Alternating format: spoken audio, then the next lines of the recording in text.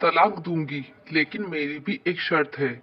जब मैं रात को घर पहुंचा तो मेरी पत्नी ने खाना लगाया। मैंने उसका हाथ अपने हाथों में लिया और कहा, मुझे तुमसे कुछ जरूरी बात कहनी है। वो शांत बैठकर खाना खा रही थी। उसकी आंखों में कुछ दर्द सा साफ नजर आ रहा था। अचानक मुझे नहीं पता कैसे कहूं, मगर मुझे उसे बताना ही था। मैंने बड़ी शांति से कहा, मुझे तलाक चाहिए। लगा जैसे उसे मेरे शब्दों से कुछ फर्क नहीं पड़ा, बल्कि उसने मुझसे पूछा, क्यों तलाक चाहिए? मैंने उसके सवाल को अनसुना किया और उसे गुस्सा आ गया। उसने चम्मच उठाकर फेंक दिया और जोर से चिल्लाई, तुम इंसान नहीं हो। उस रात हमने एक दूसरे से बात नहीं की। वो रो रही थी। मुझे पता था कि वो जानना चाहती थी कि आखिर ऐसा क्या हुआ जो हमारा रिश्ता टूटने की कगार पर आ गया। पर मेरे लिए उसके सवालों का जवाब दे पाना नामुमकिन था। मैं अब किसी और से, प्रिया नाम था उसका, प्यार करने लगा हूँ।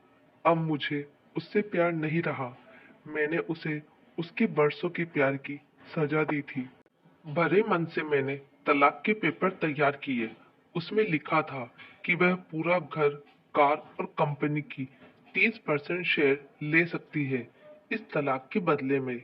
लेकिन उसने उन पेपर्स को देखा और उनके टुकड़े टुकड़े कर दिए। वो औरत जिसने मेरे साथ जीवन के 10 साल बिताए थे, वो आज मेरे लिए अनजान हो चुकी थी।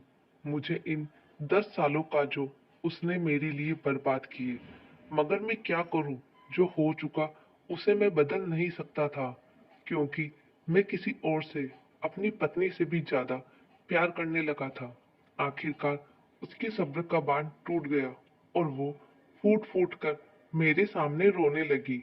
मेरे लिए उसका रोना एक तरह से उसकी रिहाई की तरह था। तलाक की ये बात जो कई दिनों से मुझे परेशान कर रही थी, अब बिल्कुल साफ हो चुकी थी। अगले दिन मैं घर काफी लेट आया। मैंने देखा कि वो टेबल पर बैठकर कुछ लिख रही थी। मैंने शाम का खाना नहीं खाया था, लेकिन फिर भी मैं सीधे ऊपर जाकर अपने कमरे में सो गया, क्योंकि पूरा दिन प्रिया के साथ रहने और कई जगह घूमने के बाद मैं थक गया था।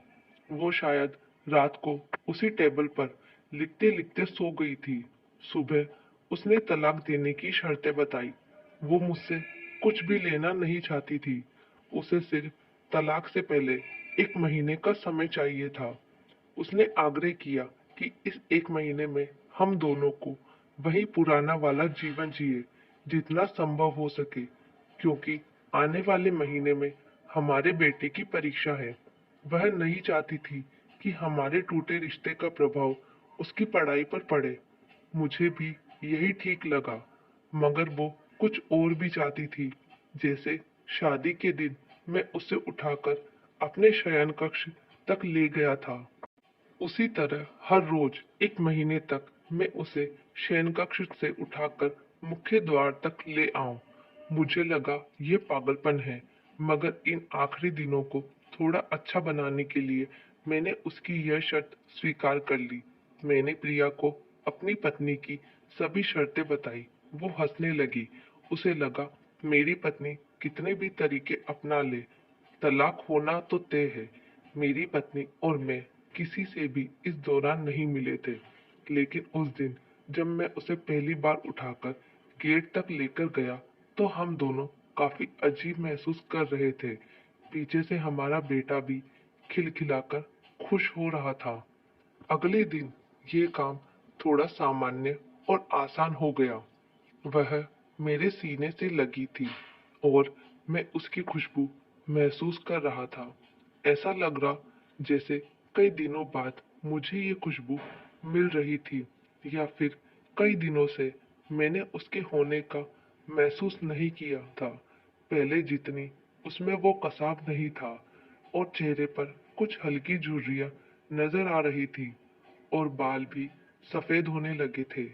ये वही औरत थी जिसने अपने जीवन के 10 साल मुझे समर्पित किए थे।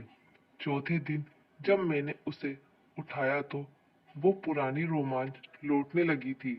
पांचवें और छठे दिन वो पुराना प्यार फिर से जागने लगा।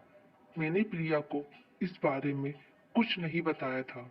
अब उसे उठाना और आसान हो गया था। शायद हर रोज ये सब करने का मैं आदी हो गया था। एक दिन वह अपनी पसंद की साड़ी निकाल रही थी, लेकिन कुछ खास नहीं ढूंढ पाई। उसने सांस भरते हुए कहा कि उसके सारे कपड़े बड़े पड़ने लगे हैं। तब मुझे पता चला कि वह काफी दुबली हो गई है और इसलिए मैं उसे आसानी से उठा पा रहा था। मेरे दिल को एक झटका सा लगा। उसने अपने दिल में काफी सारा दर्द छुपा रखा था। पता नहीं कैसे मैं आगे बढ़ा और उसके सिर को छूकर देखा। अचानक हमारा बेटा आया और बोला कि पापा, ये तो मम्मा को उठाकर बाहर ले जाने का समय हो गया है। उसके लिए अपने पापा द्वारा मम्मा को इस तरह उठाकर ले जाते हुए देखना जीवन का अभिन्न हिस्सा बन गया था। मेरी बीवी ने हमारे बच्चे को बुलाया और जोर से उसे गले लगा लिया। मैंने अपना चेहरा दूसरी तरफ कर लिया।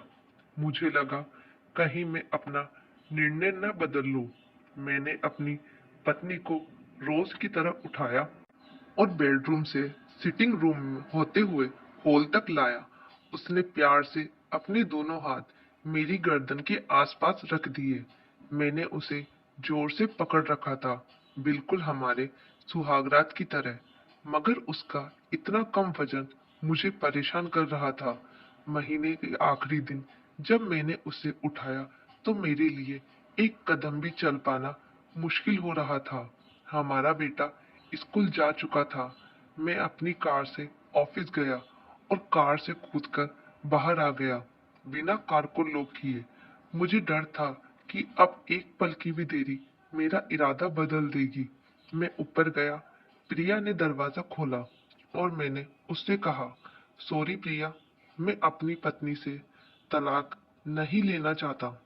उसने मुझे देखा और मेरे सर पर हाथ फेरकर कहा, तुम्हें बुखार तो नहीं है? मैंने उसका हाथ उठाया और कहा, सॉरी प्रिया, अब मुझे अपनी पत्नी से तलाक नहीं चाहिए। हमारी शादीशुदा जिंदगी शायद हम दोनों के ध्यान न देने की वजह से बोरिंग हो गई थी, लेकिन इसका मतलब यह कतई नहीं है कि हम एक दूसरे से प्यार नहीं करते। अब मुझे एहसास हुआ है कि जिस दिन मैं उसे शादी करके अपने घर लाया था, उस दिन से जीवन के आखिरी दिन तक मुझे उसका साथ निभाना है। प्रिया के होश उड़ गए। उसने मुझे एक जोरदार चाटा जड़ दिया मेरे मुंह पर। वह रोने लगी और दरवाजा अंदर से बंद कर लिया। मैं सीढ़ियों से नीचे उतरा और आकर अपनी कार में बैठ गया। आगे एक फूल वाले की दुकान पर रुका और अपनी प्यारी पत्नी के लिए एक सुंदर सा गुलदस्ता लिया। दुकानदार ने पूछा कि इस पर क्या लिखना है। मैंने मुस्कुराते हुए कहा कि मैं तुम्हें जीवन के आखिरी दिन तक यूं ही उठाता रहूंगा, मेरी अर्धांगिनी। उस शाम जब मैं घर आया, हाथों में गुलदस्ता लिए, मेरे चेहरे पर एक मुस्कान थी। मैं ऊपर अपने कमरे की तरफ भागकर गया, लेकिन तब तक वह मुझे छोड़कर इस दुनिया से जा चुकी थी, हमेशा के लिए। वो कई महीनों से कैंसर से लड़ रही थी, लेकिन मैं प्रिया के साथ इतना खोया हुआ था कि कभी ध्यान ही नहीं रहा। उसे पता था कि वह जल्द ही मुझे छोड़कर जाने वाली है, इसलिए वह मुझे और मेरे बेटे के रिश्ते को टूटने से बचाना चाहती थी। मैं नीच उससे तलाक लेना चाहता था, लेकिन फिर भी उसने मुझे अपने बच्चे की नजरों में एक प्यारा पति और पिता बना दिया था। जीवन की छोटी छोटी बातें रिश्तों में बहुत महत्व रखती है। बड़ा घर, बड़ी कार और बैंक बैलेंस ये खुशियों का हिस्सा जरूर बन सकते हैं, मगर अपनों के बिना इनकी कोई कीमत नहीं है। तो दोस्तों, आपको ये कहानी कैसी लगी? कमेंट करके जरूर बताइएगा और वीडियो अच्छी लगे तो प्लीज चैनल को लाइक शेयर सब्सक्राइब जरूर कीजिएगा। Thank you.